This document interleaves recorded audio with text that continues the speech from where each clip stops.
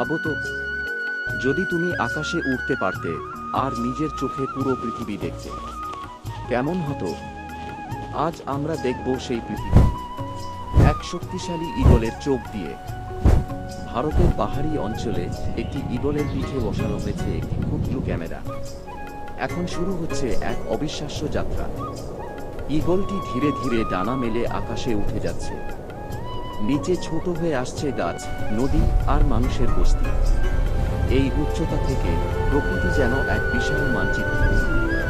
সবকিছুই পরিষ্কার, কিন্তু একই সাথে রহস্যময়। হঠাৎই ঈগলটি দিক পরিবর্তন করে। তার তীক্ষ্ণ চোখ খুঁজে নেয় লক্ষ্য, আর শুরু হয় দ্রুত নেমে আসা। অবশেষে সে আবার ফিরে আসে নিজের জায়গায়। এটাই প্রকৃতি, আর এটাই আকাশের স্বাধীনতা।